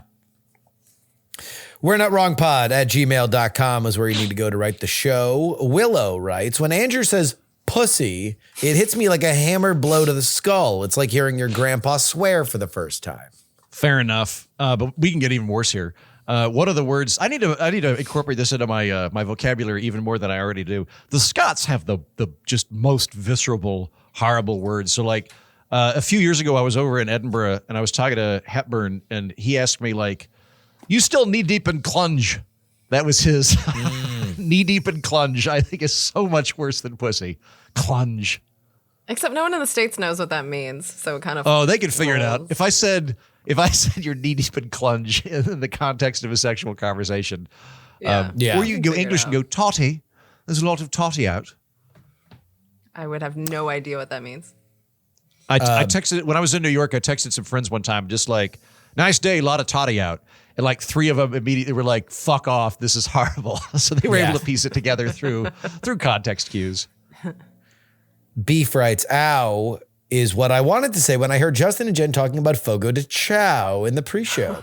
I'm glad that my Brazilian wife wasn't around to hear it. In Portuguese, ch has the English sh sound. The ow is close enough to ow, like you stubbed your toe, so that chow is chow. If you really want to get particular, the tilde over the Portuguese vowel is an indicator that it is nasal. So take the ah and make it nasal, like you're shoving it through a soft palate in your skull. And then you'll be close to saying chow, like a native Portuguese speaker. Or I could just not try to learn pervert Spanish and stick with regular Spanish. Yeah, I would sound ridiculous if I pretended that I was going to say it perfectly in Portuguese. Like, no, I'm saying ciao. I'm a basic white bitch, and that is what I'm doing. There's an old be who I am. Saturday Night Live sketch that somebody threw on social media back in the like 90s, early 90s. Jimmy Smits was the guest host, but it was all a bunch of white people all over pronouncing Spanish words, like they're ordering like burritos and enchiladas, and then Jimmy ridiculous. Smits walks in and he's just like, "Yeah, no, I'll have a burrito." Like it's, I don't want to be that person. It's not cute. Heaton's bachelor party writes, Andrew mentioned having a pre-bachelor party, and my brain went into overdrive trying to picture it. It settled on one of 2 scenarios. It's either a stripper-laden, alcohol-fueled, debauchery-filled fuckfest of epic proportions, eventually taking over the Luxor and becoming a Vegas legend, or a 1920s-era smoke-filled back room with a bunch of guys drinking brandy, smoking cigars, and debating monetary policy. Before you give your answer, Andrew, I'm just going to tell the listeners, don't believe anything he says, because the correct answer to this question is he would have both and tell nobody at the other one that the other one existed. He would have I like that. He would Fred just Flintstone it. Go would back just and forth, like I got a cravat that I like flip it out of my vest, put on a tie. I wasn't thinking full honeymooners that you would do them at the same time. I think they might be separate weekends, but you would have compartmentalized friends that you wouldn't want anyone to feel left out. So the like people that you know wouldn't enjoy the alcohol fueled stripper enhanced fuck fest. You would let's say like, oh, we're all getting together at a cigar bar and here's all my friends that we're going to be smart and blah, blah, blah, blah, blah. And then there'd be another set of people for whom it'd be like, fucking let's go. Viagra's popped and you don't go to sleep for another 3 days. Yeah, I think, first of all, that sounds great. And I'm totally going to do that now. Thank you, Justin. That sounds awesome. Having a public bachelor party and a shadow bachelor party. I just know like which one I want to be invited to. Yeah. So. Yeah. No, I'm thinking like it would probably be a little bit sedate. Like I was in New York this weekend. It would probably like largely model what I did there. At one point I had some time to kill. So I went to the Russian bathhouse over in Tompkins Square. That's a good hang. We could go do that. Then we'll go to dinner. Maybe we'll wear Star Trek uniforms and we'll go sing show tunes at Marie's Crisis.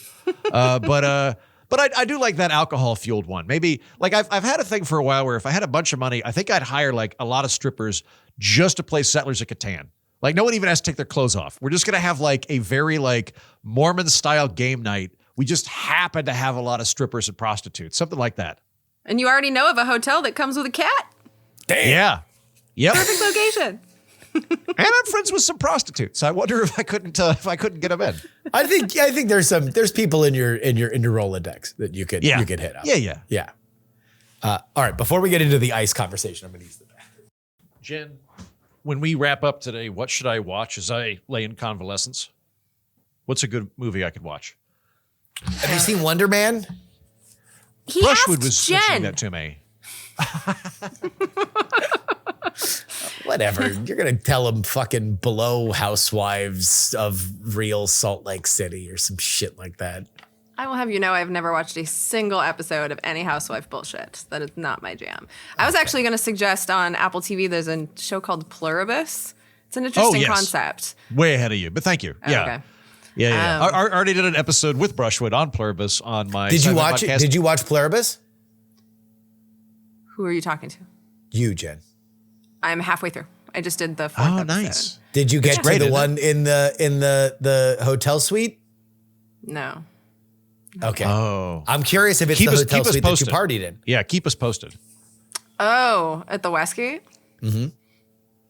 Okay. Yeah. Let me know. I will let you know. There's a whole. Although, like I said, it was 9 suites. It wasn't one. It plays a role that it fits. Okay. Your description fits. Okay. Yeah, I'll let you know. I'll be excited to see that. All right. Another Minnesota. Minnesota?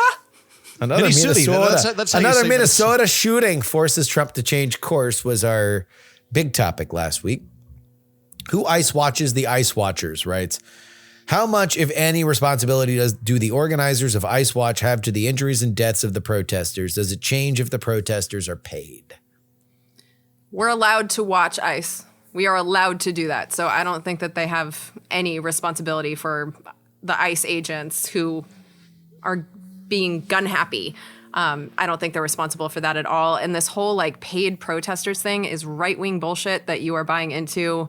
I don't think they are paid. These are regular Minnesota people that don't want this happening in their neighborhoods. So that's just propaganda.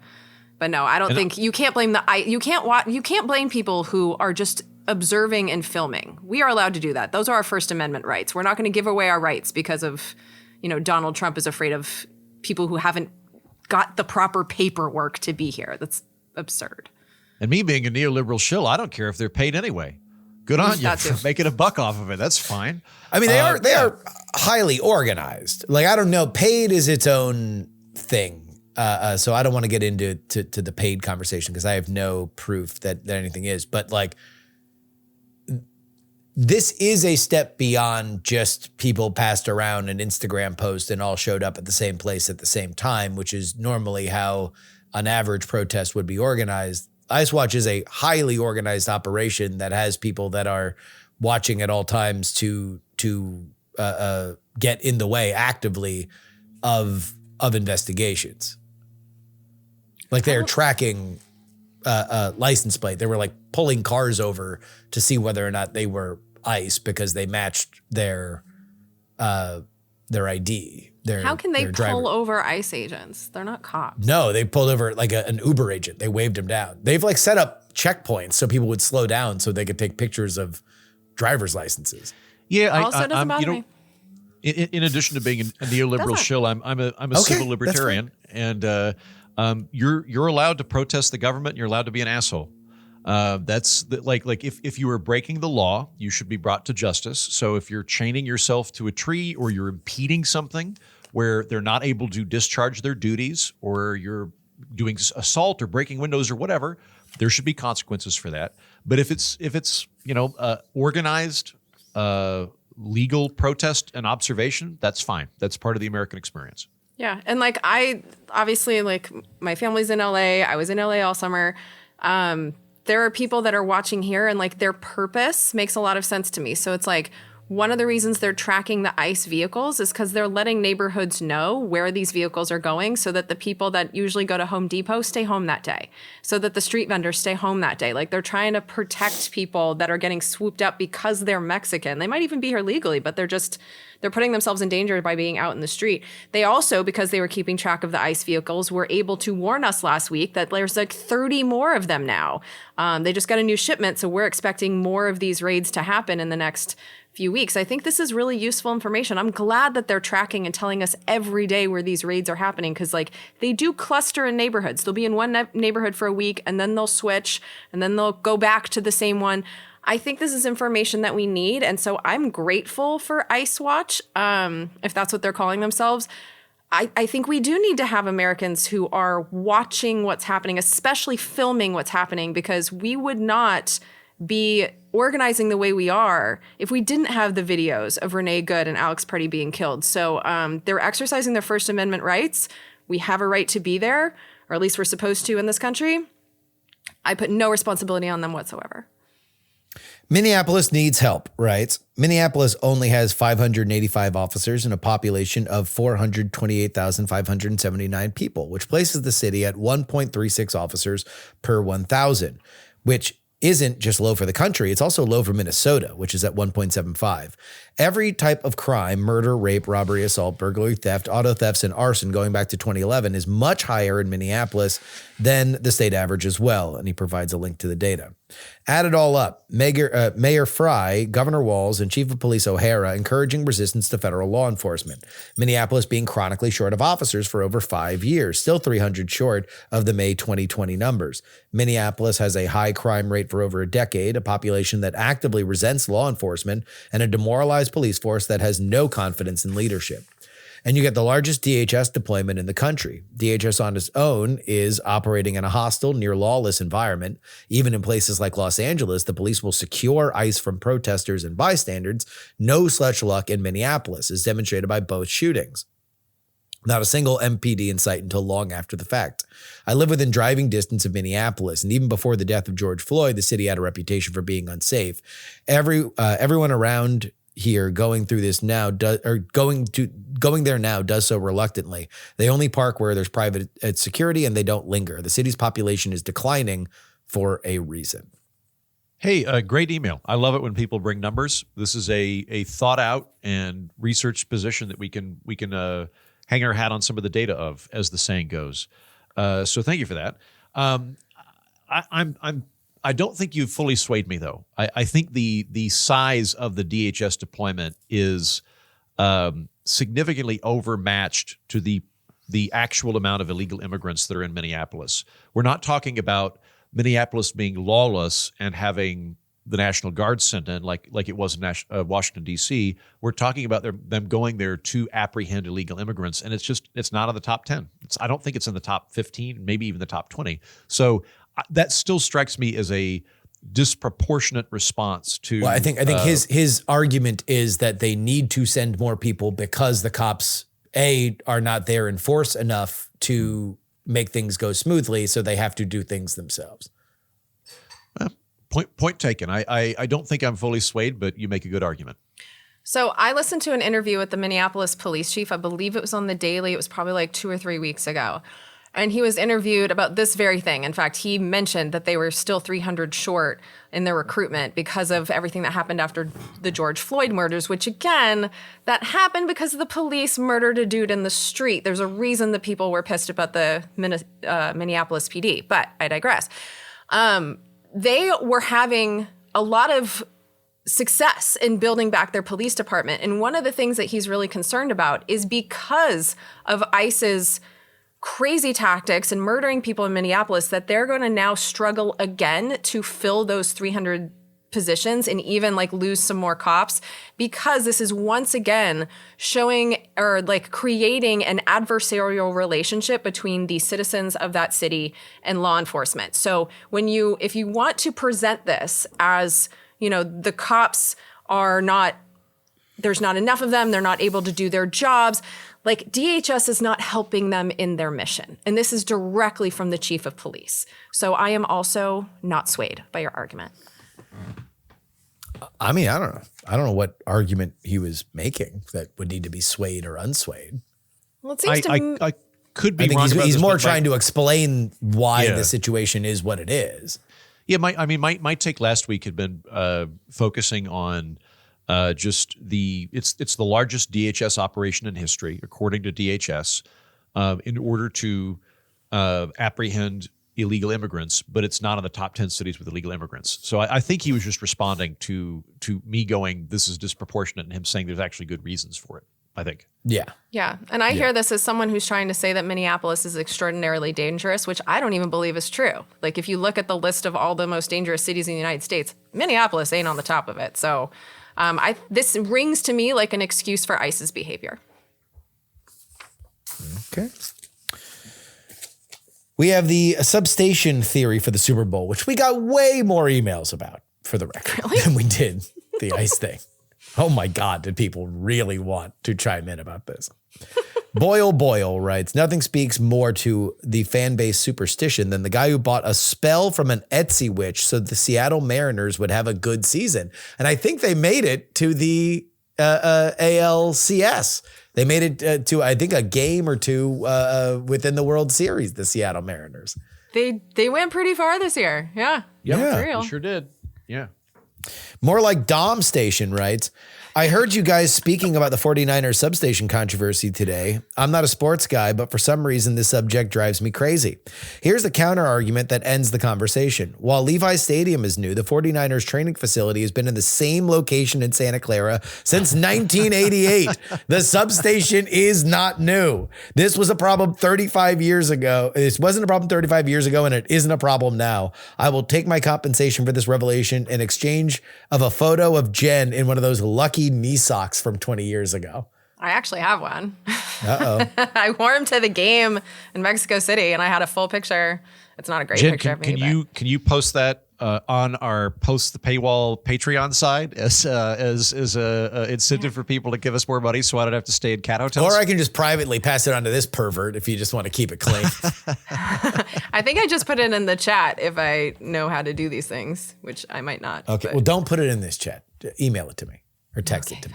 However we normally. I don't think it came through, sadly. Well, which is a shame. Yeah, send it again, slower. By the way, speaking of horny people, so we had an email a while ago about somebody looking for a missed connection at our DC live show. Yeah. Oh, we found her. And Really? we have passed along the email. Oh, wow. So That's now we are going to amazing. wait with bated breath to find out what happens. I have informed them that should this union result in a child, much like a national reservist, they are owed 1 weekend a month of service to this podcast. Perfect. Great. I'm just very excited for the excited about that. Yeah. Because I think we automatically get invited to the wedding, if not like jointly Oh, for officiated. sure. 100%. Yeah. The EMF BMF writes, I design and work in electrical substations that range in 69 VK to 550 VK and repeatedly walk close to current limiting reactors that are giant aluminum coils that put out massive magnetic fields that induce enough voltage to cause wedding rings to shock your hand if you get too close. You are not more injury prone being around a substation. I am an active runner, and it has not been detrimental to my health despite being exposed to massively higher EMF levels than the normal person. We are held to strict standards for protecting the public, and any EMF that's noticeable is lost energy, and we try to eliminate it. Heaton was correct that EMF antennas or attenuates exponentially with distance. Fantastic. I was a bit worried about that. Last week when we researched this, I was like, all right, time for Heaton to do a crash course in electrical engineering and EMF safety regulations, full well knowing that anybody could call me out on it. So I'm glad that I didn't get called out. Thank you. I just think it's a little irresponsible for this emailer to not mention that he's now partially a frog. Yeah. It's relevant. Yeah.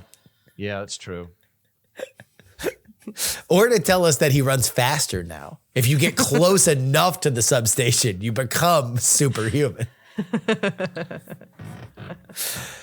We're Not Wrong is a production of Dog and Pony Show Audio. Our editor is Will Saddleberg. On PX3 this week. Oh, baby, do we have some drama in the Texas Democratic primary. James Tallarico, Jasmine Crockett are the two people that are in the middle of that race. Somebody who dropped out was Colin Allred. Apparently, James Tallarico told an influencer that he assumed he was getting into this race to run against a mediocre black man, not a highly intelligent, charismatic black woman. There are disputes as to actually what words were said, but Tallarico... That doesn't sound like him. Tallarico confirmed that it was a misinterpreted sentence. So at least he said something that was along those lines. I think he's worried that there's a tape recording of it because I think they probably assume they're set up. Anyway, we go over all that on PX3. That is Wednesday's episode, and I have no idea what Friday's episode is going to be about. Jen. The latest episode of Congratulations is out. I read the National Defense Authorization Act. There were some secrets in there that are no longer secret, thanks to me. We also have some new laws. Surprise, surprise, the Republicans are trashing our environment again. I talk about Trump's very surprising vetoes of two bills. It's a summary of what happened in December of 2025. So go and check that out if you want to be informed about what Congress actually does. Mr. Andrew Heaton.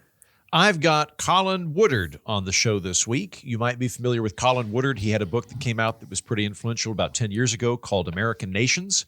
When we're looking at the fractures and fault lines in American politics, I tend to look at things ideologically, although I will concede it's not really a very productive lens. I think I should have been looking at things socioeconomically the last few years. I think that's probably a better way of looking at where the fights are in terms of income and assets and things like that. Colin Woodard has the idea that America is not really one country. It's really like a dozen countries, and that there is a substantial difference in terms of the foundational culture and political ideology of New England versus Appalachia versus the South, and so on and so forth. It's an interesting conversation. We really get into what the differences between them are. I push back on the theory somewhat because I think that there are some big holes in it. But if you're interested in the kind of regional political cultures and how they're grinding up against each other and how that plays out as a fun chat. All right, go get it. Oh, also a new World's Greatest Con, probably going to be out this week. It's a good one. We're Not Wrong is a production of Dog and Pony Show Audio. Our editor is Will Saddleberg. I already said that. Until next time, for Jen Briney and Andrew Heaton, I'm Justin Robert Young, reminding you that we're not wrong. The people giving you compliments are.